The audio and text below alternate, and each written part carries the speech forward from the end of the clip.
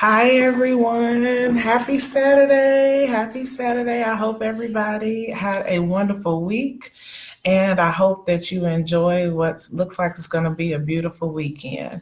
Well, welcome to day 13, and today's title is Post Evaluation Danger Zones. And yesterday, I asked you to journal and reflect on your progress and how far you've gotten and where you think you are right now, and to be willing to make some adjustments. And I gave you some questions to ponder, okay?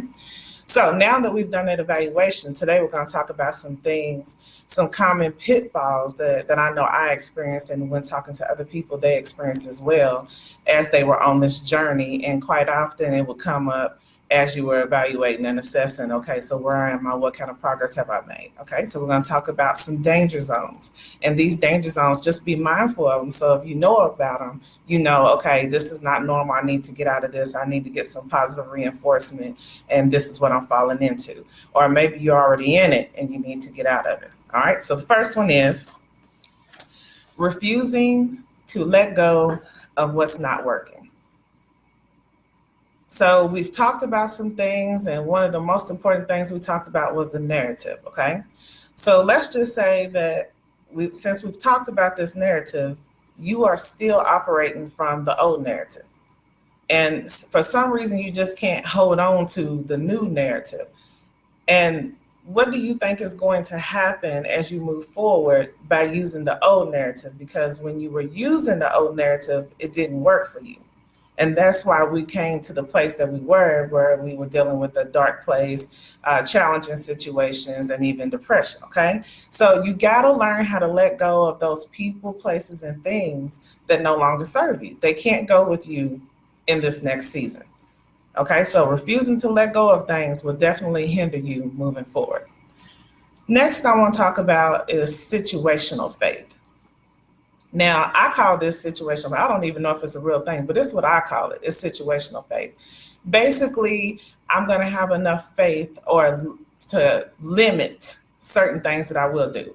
Or I will only use my faith in situations where I feel like I might really come out on the other side. So it's situational.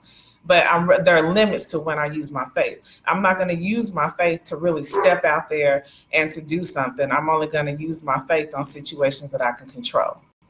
Does that make sense? So it's called situational faith. So I'm going to challenge you to actually try to use your faith on something today, maybe that's greater. Okay, so the only way that your faith can actually grow is to actually put it in situations to where you challenge it and you see how faith will come through for you. So try not to get stuck in situational faith where basically you put boundaries on what kind of things you're going to have faith on. The next one is called the comfort zone disease, and a whole lot of us are very much guilty of that. And I believe that it depends on what season it might come back up again. I apologize, that's the dog in the background. But anyway, I'm gonna move forward. So comfort zone disease. Basically, this is a belief that this certain place or situation that you're in is secure, is safe. So you would rather stay there even though you're unhappy versus moving forward. Does that make sense? So it's your comfort zone. So basically, I would say this comfort zone, I'm gonna use that as an example, would be kind of like your job right now. And I'm not telling you to quit. That's not what I'm saying. Okay, so I'm putting that out there right now. But here's what I found out. I used to think that being employed full-time and having a consistent paycheck every week or every 2 weeks was comfortable, like I can count on it. It was gonna always be there. I trusted it, right? And so therefore I got comfortable and I didn't challenge myself to step out and to be an entrepreneur where I might not have a check every week, every 2 weeks, okay? So I would rather stay at a job where I was miserable and didn't enjoy going to and was there for 8 hours and of my day, of my life for a week, every week out of a year, than to be an entrepreneur and actually pursue the things that I really wanted in life, because I had this false security that this job would always be there. But if you have ever lost your job before, then you know that really having a job is a false security, because at any time they can lay you off, at any time they can go on strike, and you never know what can happen. That money is not secure, is all I'm saying.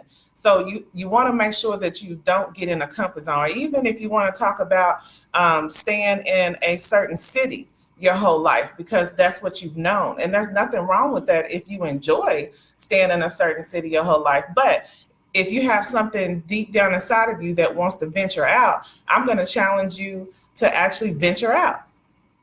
Yes, it's the unknown, and you don't know what's going to happen. You're going to have to meet new people maybe, but don't stay in your comfort zone when you know you're not happy. Okay, so don't get stuck in that comfort zone disease, because it will hold you there for your whole life, and then you will find out that you spent a lifetime being comfortable and you didn't challenge yourself to go for those things that you actually want in life. Okay, so the next thing is not being able to let go of what you thought your life should look like. And I will admit that was difficult for me for a couple of seasons. I had this idea, I had these standards of what I thought my life should look like after a certain point, and I considered all the sacrifices that I made and felt like that my life should be better than this. And it hindered me from being able to move forward, because I was so stuck on what I thought it was supposed to look like that I didn't even have the ability to see that it might be greater than that. Maybe what I was thinking about wasn't even enough. Maybe God or a high power of the universe had more for me, but I wouldn't know that because I was so stuck on what I felt like it should look like. So try not to get stuck there, okay? And then the last thing that I'm going to talk about that is very common and that I also experience it. And to be honest, like sometimes I'd have to check myself and say, okay, are we doing this again? And this is called destination addiction. Destination addiction is basically the belief that your happiness is tied to the next thing. It's never in this moment. Like it's always, oh, when I get that house, that's when I'm going to know that I made it. And I'm going to be happy. And it's going to be, oh, when I get that 6-figure job, that's when I know. Or, oh, when I get that degree, that's going to be it. Well, what about now? What about now? And if you find yourself only happy or tying your happiness or your joy, your peace to that next thing, then you'll never have it in this moment. And I did that a lot. Okay. So I was guilty of that too. You know, I think about how many times I've accomplished things in life, such as, you know, maybe my degrees or just anything in life that I set out to do, my first book. And I cheated myself because I wouldn't allow myself to celebrate it because I was tied to, okay, now that I got this one out, I got to hurry up and I have to do this, or this is the expectation I have for myself. And I never got to enjoy where I was in that moment. And that really takes away from it, because in life, you know, it's about positive wins. And if every time you have a positive win, you don't acknowledge it, then when you go back in your memory and you start thinking about things in your life, it's going to be difficult for you to be able to trace those positive things because you didn't ever acknowledge them, because you tied it to the fact that you were not where you wanted to be, the next destination. Okay, so learn how to be in the present and learn how to celebrate every win, whether small or big. All right, so hopefully those are some things that have helped you. And to remember that these are considered danger zones. And yes, they do come up right after you try to evaluate where you are, because it's kind of like a little bit of insecurity comes back in, or you kind of notice that you're wavering and you haven't been able to be committed or consistent to something. But that's okay. The whole point of this 21-day challenge is just to keep moving forward. Okay, just keep on moving forward and think about some of the things that I'm giving you and some of the resources, and hopefully this will help you, because it did help me. All right, you have a wonderful day and a happy Saturday, and I will see you tomorrow for, oh my gosh, it's day 14. For day 14. Have a good weekend, y'all. Peace and blessings always.